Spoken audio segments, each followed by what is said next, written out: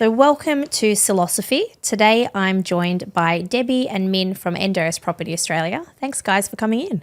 Hi Hello, Tania, how are lovely you? to be back Yeah, with so you good on the to couch. Yeah, another couch. Another day, another couch. To begin with, for those people who haven't had the pleasure of meeting you, tell us a little bit about both of you and what you do at NDIS Property Australia. I'm the director of the company, NDIS Property Australia. We work in the area of SDA, doing many facets of the NDIS world, in particular research analysis, sales and marketing, procurement support to other providers. So we do a lot of things out there in the SDA world, and it's really fun. Yeah, Debbie? I'm General Manager of NDIS Property Australia. So we started very much in the sales and marketing space of purely SDA, but we've evolved hugely over the 4.5 years we've been going, much more into a consultancy advisory space now, which is really exciting. Yeah. And you've recently started looking in the SIL space, so expanding out from SDA into SIL, which makes a lot of sense because they both need housing. And tell us about the journey of moving from SDA to SIL.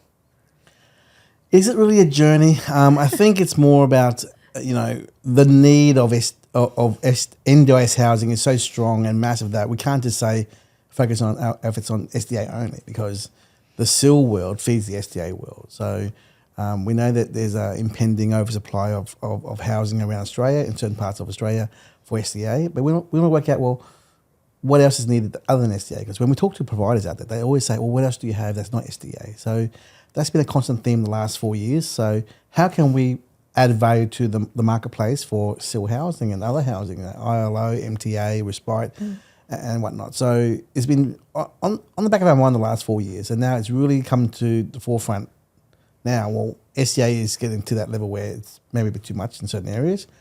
What else can we do to help with participants and providers with the other housing, I guess, yeah. And on the other foot too, Minh, is of course we work with investors. And just the way that the SDA market has moved, yes, there's impending or there is oversupply in a lot of areas. The SDA that's needed out there is for a lot of investors, it's just out of reach now financially. Right. It's not feasible. So they still want to get into the NDIS space. They're really keen. They want to invest in NDIS property. They want to have an ethical investment. They want to help. And this is an option for them that it might not have the same high yields that they could potentially get with SDA, but they're still getting a good income from an NDIS property helping out people who need housing. Yeah. Yeah, so what, from your perspective then, what's the difference between a SIL house and an SDA house? Physically, there's a big difference. Let's go back a little bit. Before SDA was even there, what was accommodation out there for providers or participants in the disability space? It was pretty much a normal house, an old house that's normal rental, $400-500 a week in rent, 4, 5, 6 bedrooms with one carer on site with 3 or 4 or 5 participants. Maybe some accessibility modifications. And that's a maybe.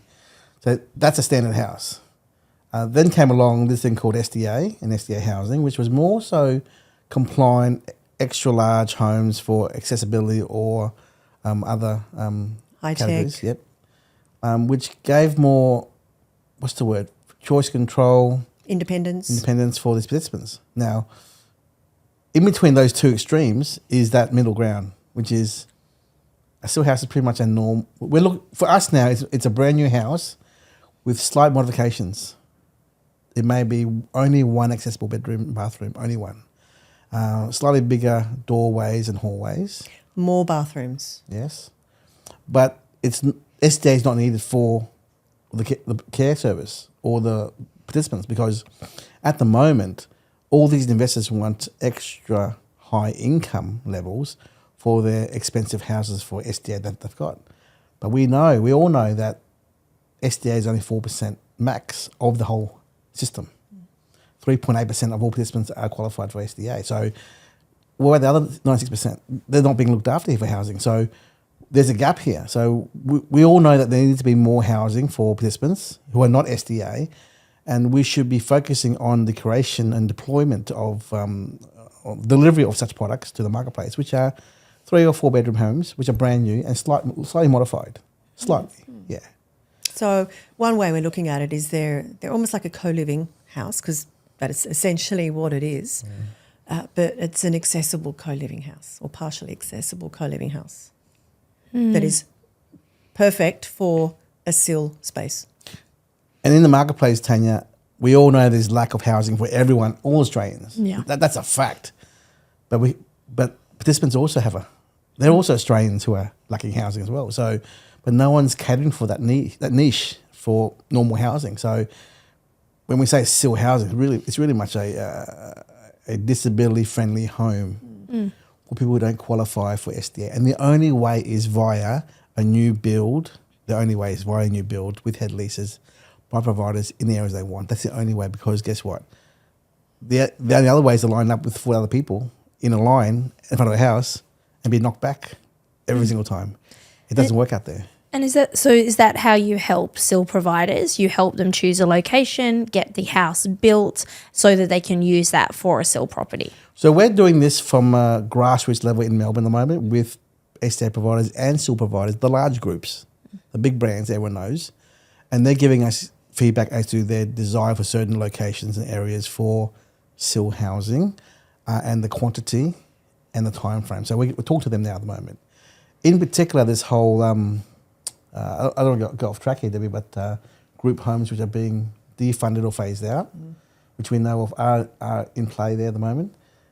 There's an impending explosion of participants coming out of the system, the state system, who are state-owned, which come into SDA investment, private investment.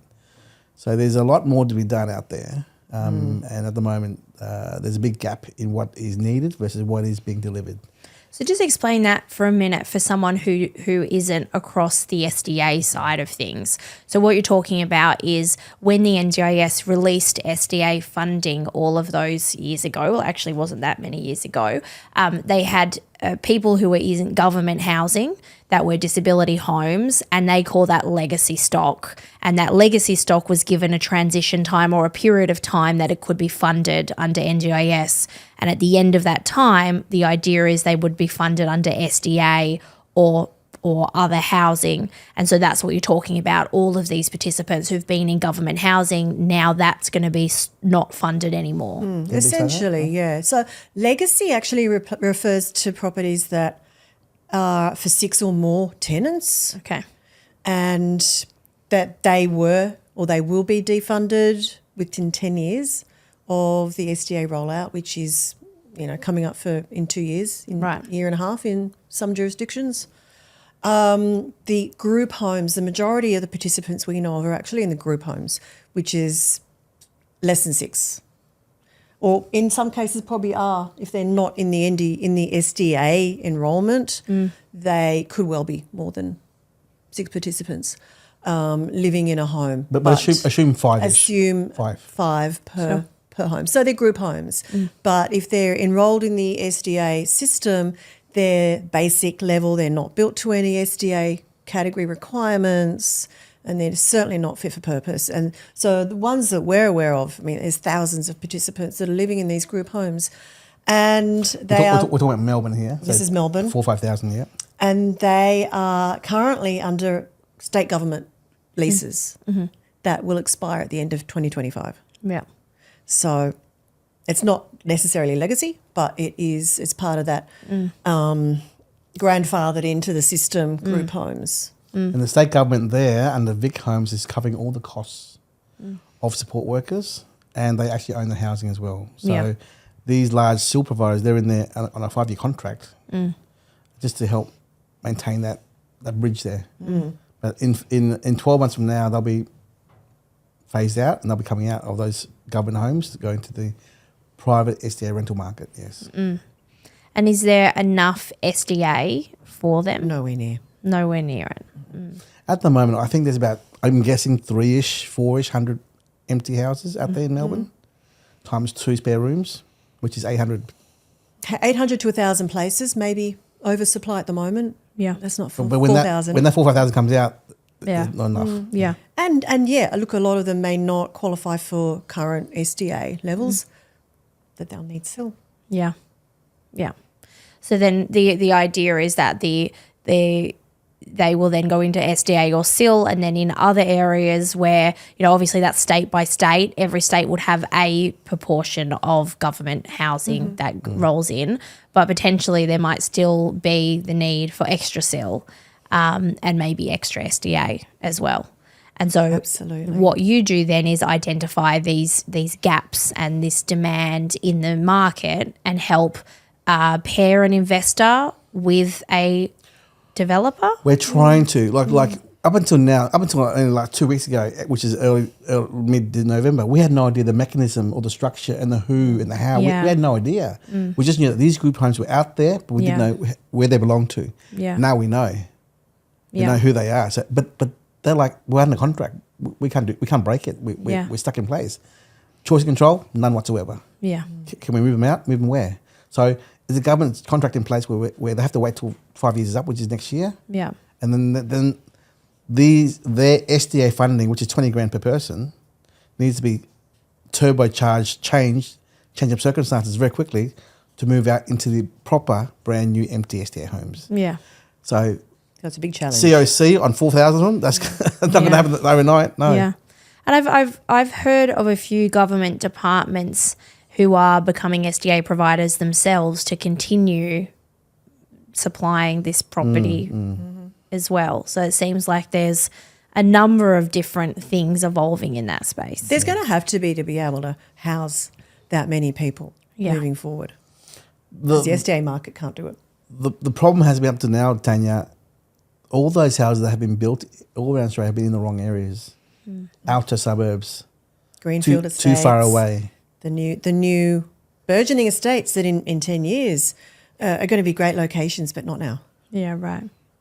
So the challenge is trying to convince said provider or said participant and families to agree to a house which is 45 minutes that way. Away. They're like, it's away from their supports and their amenities, what they used to. Their carers might not even want to travel that far. Yeah. And I'll give you an example, Tania. One of our providers was out inspecting houses in west of Melbourne about a month ago, and he happened to walk across the road to door knock 3 houses side by side in Cranbourne, right? Cranbourne? That's east. Southeast. No, it was sorry, I apologise. I don't remember the exact suburb, but they said he door knocked every one of these 3 houses side by side, and all the participants said, we want to leave. Go back to Frankston. We don't want to be here. So they were, I don't know, they were put there because there's nowhere to go, but they don't want to be there. They want to go back to where they belong, Yeah. which is other direction. In their of- community. Yeah. That's yeah, right. So therein lies a problem. Do they want to go there? Is it fit for purpose? Is there choice of control? Those And how do you find a house in those areas that is brand new, that Correct. meets SDA standards? And in that particular case, we know Frankston has a huge undersupply Yeah. and demand for Yeah. SDA. So that's what we're seeing everywhere. it's a jigsaw puzzle, Tania. Trying to find the right people who have the money to spend the money and find knockdown rebuilds in those infill areas, and the confidence that there will be the participants will be there. But you got to find those participants first with the providers Yeah. to say, hey, we have them here ready to go. Let's Yeah. go. Yeah, it's chicken and egg, Yes, isn't it it? is. Going around. Yeah. Yeah. So from your perspective, if you were approached by a SIL provider who wanted to start delivering SIL and needed a home, is your suggestion that they then find a participant before they find the home and look in areas, or are you saying that they do have to build? How does a SIL provider who wants to who comes in wanting to finance this themselves, they've got, they've been doing a community access program for the last 2 years. They've got one participant who needs housing. They've decided they're going to become a SIL provider. This is something I hear every single day. And they want to get started and they say, look, I've got a participant. I'm just going to rent a house, or I'm going to build a house, or how do they go from that? What's the right way of doing it? The challenges are finding a site and a builder and the funds to deliver the product to market. That's number one. Number two is getting them funded for SDA, which just means you got to go through the whole, well, if they are funded for something, a change of circumstances. Yeah. Number two. Compatibility, will they live by themselves, or will they live with 1 or 2 other people? Is it Appendix H or S100, 1,000, whatever the number is, for family living. So all these factors must be in play to figure out, to juggle, to produce that. And then also the delivery of construction is 8 months to a year, 10 months? Yeah. Will the participants still be there in 10 months' time, or have gone to another house? Yeah. And then also trying to look online in Housing Hub and other platforms online for NDIS housing. What is available in the said areas that are available for temporary rent, medium or short term, or long term? So if there is, then maybe you park them there for a few months, for 3-4 months. What if it's just SIL, they don't need SDA? Well, you got to find a SIL house or a home, which you can. But can you run a business with one participant in a SIL house? No, you can't. No. You need 3 or 4 to make it profitable. Yeah. Do you have the staff to manage the roster of 24-hour or drop-in support? So you need staff as well as housing and all the logistics of running the business there. So a small startup provider with one participant, I don't think that will work. Yeah. And then also, and vice versa, the developer builder is going to say to you, before we build this for you, how long have you been around for? How many participants do you have? Are they funded? No. Well, they won't. They won't play ball. This is where I see providers who go and just rent a local house in their name, and they, just think that that's what you do. And then they put the participant in one room and they stay in the other room. And that kind of begins their journey in SIL until someone's like... Is that an ILO theory, definition there, or is it something else? I don't know what it is, but it seems to be something that's kind of done because they have a participant who needs housing and they think it's the right way to do. But there's so many risks there, right? There's just so many. Right there. There's a conflict of interest if they're really living there. I've seen lots of SIL providers who now have quite big SIL businesses, but the first SIL home they have was their family home. So they could move their family somewhere else. They renovated their home. They put a participant in. They moved out. And that seems to be quite a common thing. I probably have 4 or 5 clients who I've been to their SIL house and they've said, this was our original family home. And they've, adapted it over time. I'm going to give you both a thought here, which makes sense to me. A year ago, I sat down with Brendan Wolfe. He gave me and another provider the concept of independent support workers because at the moment,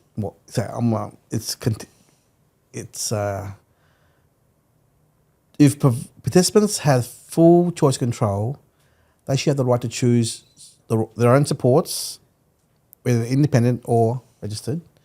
Given the new rule changes of registration being mandatory, we'll see less and less providers out there operating profitably or even operating at full stop. That's going to create more demand for independent support workers, right? That will grow because if there's less providers and less support but they're saying you won't be able to have independent support workers because they'll need to be registered. They'll be registered through the participants. So the participant will need to register their support workers. So you're saying that think about the idea of independent support workers won't exist anymore? Is that what you're saying? Well, what we don't know, but what they've said in their NDIS review about it is that to use independent supports, the participant will take the onus for registering them. So there'll be a register, and a participant will say, "These are my support workers," and put them on a register. But it's still possible, right? Maybe, yeah. Yeah. So if it's still possible, we're not saying it won't exist anymore, but if it's still possible, then we'll see more. I think we'll see more of participants having more control in that process there. And Brendan Wolfe, who we talked to, you met in past. I know Brendan. Yeah. He does that effectively by himself without requiring service. Yeah. Yeah. 1 bedroom apartment, no away on site. They're there 24/7. Yeah. But there's risks in that too, right? True. What if that person treats Brendan badly and he can't But get imagine them out, that. Imagine that in a house, a large 4-bedroom house. And everyone's doing that. With two participants with their own intimate supports. That could work. It could work, but who then mediates if those 2 participants decide they don't get along? True. Or one of them doesn't have the capacity to consent for something or isn't happy? Like, I've lived with flatmates. It's a challenge, right? It's a challenge. But back to the original question you asked me 15 minutes ago, which is with that one provider, has that one participant, how do they find that solution for housing? Well, it's challenging. Back to my independent support worker scenario, that could work right there temporarily. It's trying to get outside of the box, isn't it? It's trying to come up with an innovative solution that still ticks all of the boxes that reduces your risk. So I think as a SIL provider, I think what we're saying is that you just need to be open for all different models. And as it evolves, we just have to continue to find how do we actually run this business, balance the costs, balance the risks, balance the choice and control. Because I asked Debbie this question, she'll answer it. Debbie, what's the average tenant number per house out there we're coming across? One. Yeah, one-on-one So support. therefore, if So it's not even SIL. 4-bedroom house, OOA room and one, you gotta be flexible enough to allow maybe a second provider on site with the participant. With another one-on-one. participant. You have to. Yeah. Otherwise, all these 4-bedroom houses out there for SDA are all one tenants. Yeah. And that is it's either 0 or 1 at the moment. Yeah. Very rarely 2 or 3. And that's very against what the NDIS has said that they want, right? Mm-hmm. Because the provider cannot find any other participant to come match. into their system, into their model. There is an issue there. Yeah. Yeah. But the NDIS doesn't want to fund one-on-one supports. Correct. But yet here they are. They're on 1 to 2, right, funding. Yeah. But they're living in a one-tenant house with 3 other bedrooms empty. So the provider's wearing that cost. No. Other way around? There's no financial cost to them by having that one tenant in that. No, there isn't. Well, if it's funded at 2 participants to 1 support worker, then they're only receiving half of the money they could be receiving. Correct. Yeah. So there's no financial cost to the care service. Yeah, but they're not receiving all the money they could. Correct. Yeah. In theory, if they had 3 participants SDA in the house, then of course, Yeah. there's profitability there for sure. Yeah. But we're seeing so many 1s and 0s out there. Yeah. Are there 3 tenant houses? There's a few. There's Not- some. Yeah. Not many. Yeah. Yeah. Yeah. I have a client in Melbourne who has 7 or 8 in a home. Yes. But the individual villas, individual rooms inside a big house, like with a ensuite, And that's what with their own outdoor area. that's the path we're going down as well. The villa concept or the manor home concept as well. Yeah, the manor home thing Yeah, as well. so yeah. the participants have their own independent living area, Yeah. home, Yeah, like a studio apartment. exactly, Yeah. with the A communal social area. network of being in a common And Tania, house. let me tell you something. We've been exploring the manor home concept in Melbourne for the last 2 months and they all love it. Yeah, All the big providers love it. yeah, Do you want to explain more what a manor home is? yeah. You do it, explain Debbie. It's essentially, looks like a house from the outside, a 2-story house. Yeah, Inside is 5 or 6 individual 4, apartments, or 4, four, 5 or 6 individual apartments. yeah, One being the OOA. yeah. And Which is the others- on-site overnight accommodation, which means somewhere the carer sleeps. or works out of it's their office, Yeah. essentially. Yeah, And so it's enrolled with the NDIS as apartments. So single tenancy apartments under the one roof. Self-contained apartments. Yeah. okay, that's interesting. It gives the feel of a house. There's a backyard, there's a fresco, there's a barbecue area, there's communal hall inside. It looks like a house, it feels like a house, but it gives them the privacy to be in their own apartment Because after we hours. know that at least 40% of participants would like to live on their own, Yeah, whether they're funded for it or not. yeah. And it also gives the economy of scale for providers, Yeah. SILs. It's kind of similar to student housing in many ways, isn't it? MTA in there as well, STA, ILO, SIL housing family. So it's a flexible environment to have that manor home there. And that's what providers want. They want that economies of scale as well. Yeah. They need to have that 6 or 7 to break even there. Yeah. Sounds similar. I don't know if you've heard of the Foyer Foundation, but the Foyer Foundation's a not-for-profit. They've got maybe, I want to say 20 places across Australia that they've set up. They get old government student housing type places and they repurpose it, and they have some of it for disability housing under SIL.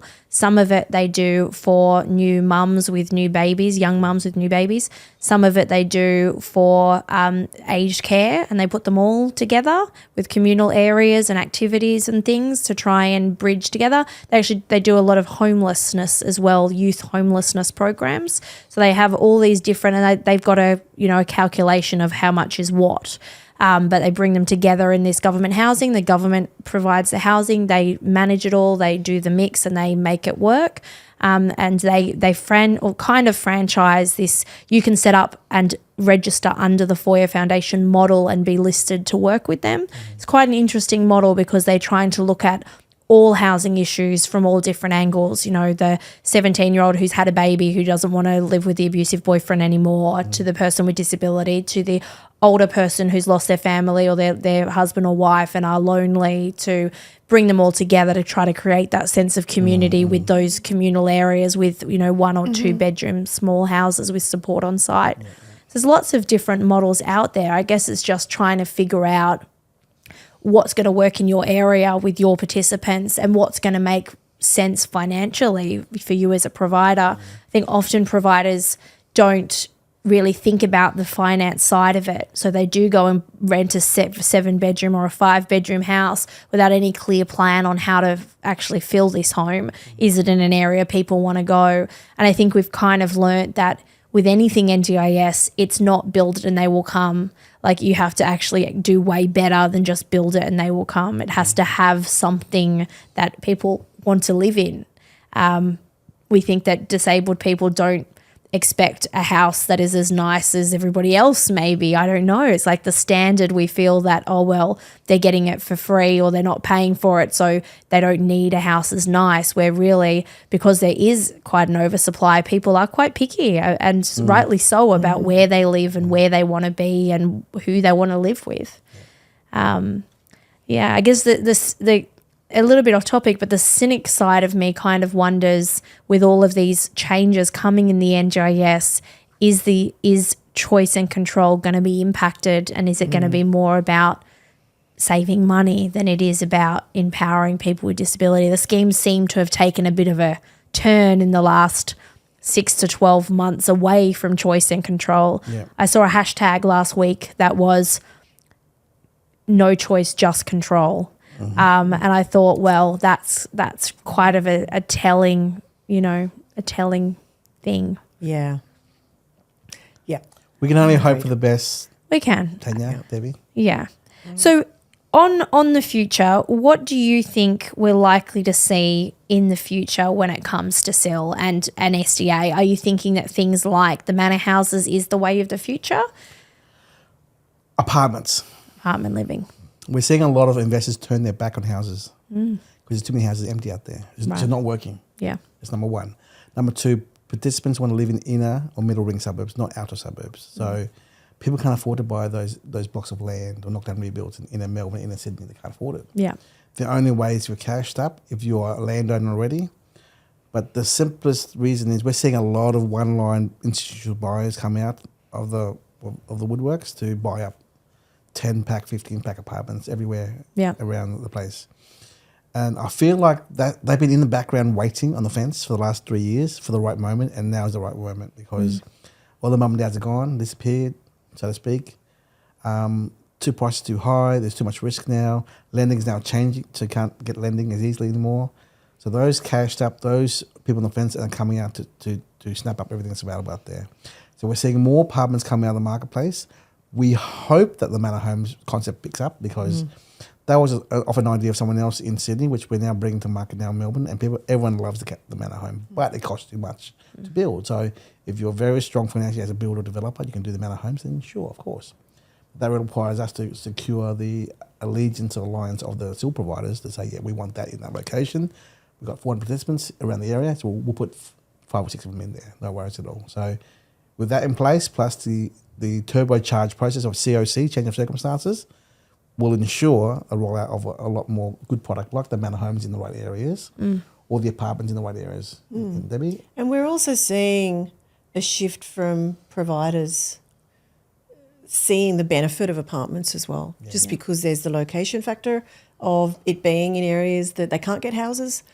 And I guess when apartments were first being developed, SDA apartments, they were very small. They were often studios or they were little pokey one-bedders, and then it was realised they're just too small. They need big, spacious apartments. So what's coming out now are beautiful, big apartments, 2 bedrooms, 2 bathrooms, and for one tenant. So they've still got the space.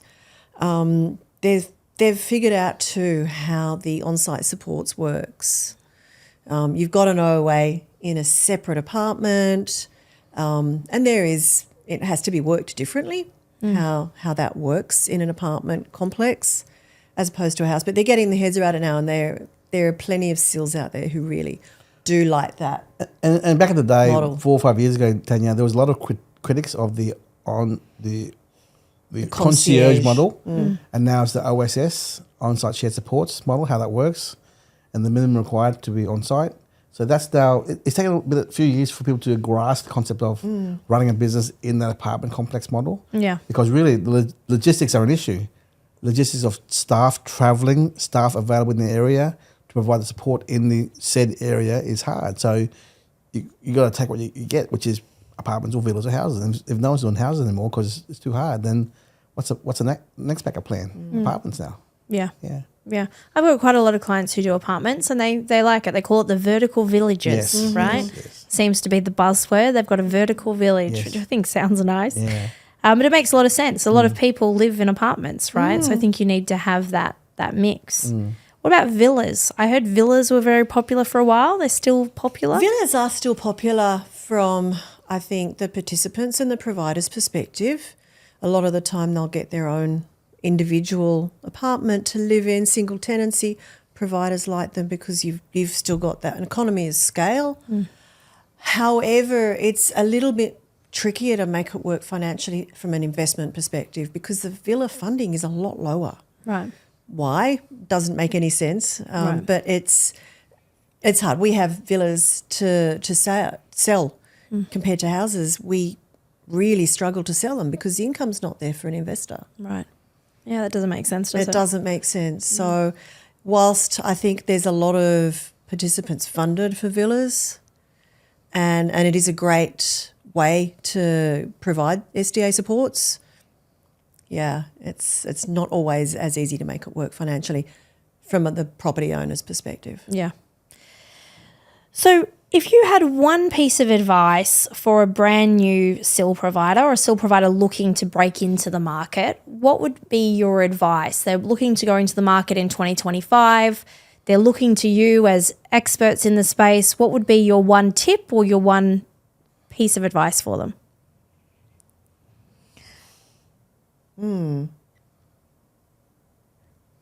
My advice would be to know your market, know your product and know your service. Too many SIL providers, support workers, support coordinators, plan managers, whoever they may be, they don't understand the holistic ecosystem of the NDIS. They don't understand it. And when you don't understand it, how can you compete or survive or evolve in that world if you don't know it? Unfortunately, there's no one teaching out there other than, it's workshops with all different organisations out there, DSC and whatnot, plenty of things out there. But unless you put the time out there for that to learn this stuff, Yeah. and no one's going to teach you, and if you don't know the rules of the jungle, how can you survive as a business? And it's a cutthroat industry. You're trying to. I saw an article 2 weeks ago on LinkedIn that said the average profitability of a SIL provider is -7% to 5%. Just why would you? Then the question was, why would you expose yourself with $1 million overhead risk to make 50 grand? Why would you bother doing that? You wouldn't. So you got to find ways to evolve. And right now, yes, the challenges with the NDIS is changing and evolving. More control, obviously, as you said, but you got to find ways to survive, and that may mean aligning yourselves up with the right SDA providers, the right developers, the right builders, the right support coordinators, the transition of participants from hospital to community, getting direct access to hospital people as well, networking, business alliances. That's the key, because you can't survive on your own as a small business. No, That's exactly what I was going to say. It's collaboration. It's being connected to the right stakeholders that are relevant to what you're doing, because you can't do it on your own. Yeah. and if you show lack of understanding, awareness, or experience, then participants and business people will turn their back on you. So you got to know your stuff. You know, what we all have is time. I mean, and I'm an example here. I knew nothing about the NDIS 4.5 years ago. Neither did Debbie. But yeah, we've come out another side showing that we can learn ourselves and teach to other people as well. So if we can do it, you can do it. Anyone can do it. You know, and people come to us as experts now, but we knew nothing 5 years ago. We knew nothing. Yeah. Because no one will teach us and no one will share with us. So now, you know, research, study, analyse, network, learn, evolve. That's what you, Mr. Mrs. Startup SIL provider, you should do. Yeah. Learn, it's your life. If a SIL business is your life, then that's your business, that's your baby. Keep on learning and evolve with it. That's my advice to them. Yeah. I think that's great advice. Tell us about how people can get in touch with you, and tell us about your podcast. Debbie? So, yes, our podcast, the SDA Housing Podcast, coming up for 3 years, early next year.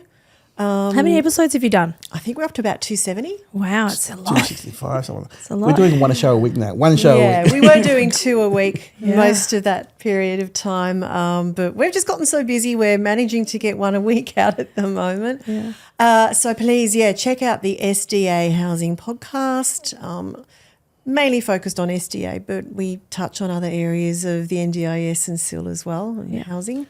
What's come about from that, Tania, is a lot of people have been listening to our podcast, have coming through to us now after many months saying, we love your show.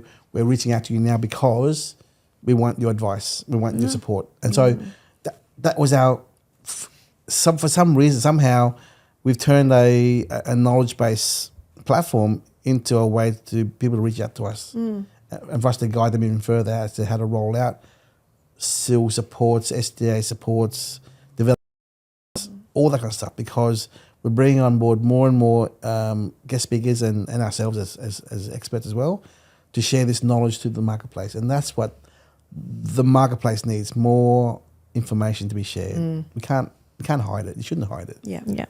And that's how it started in the beginning. Yeah. It's a way of just disseminating information that we already had, There's rather than repeating ourselves over and over again. Yeah, and there's no better way to learn something than to teach it, right? The more you have these conversations, the more you're learning, which makes your resource, more valuable also. Yeah. And you're going to be joining us for the SIL Summit in Brisbane, which is coming up in May. Tell us a little bit about what you're going to be talking on and why someone should come and listen to you. I think by then, Tania, we'll have launched our concept of SIL housing in Melbourne and Manor in Melbourne to show our experience and our rollout of what worked, what went well, how our interaction with SIL providers occurred, the collaboration, the feedback, just to show the Brisbane market that this is what we in Brisbane did in Melbourne because we believe in the Melbourne market, right? And that's how they also can do the same thing in Brisbane as well. So that's what we want to share our experience with the SIL housing market. Yeah. Perfect. Thanks so much for joining me today. It was wonderful. Awesome, Tania.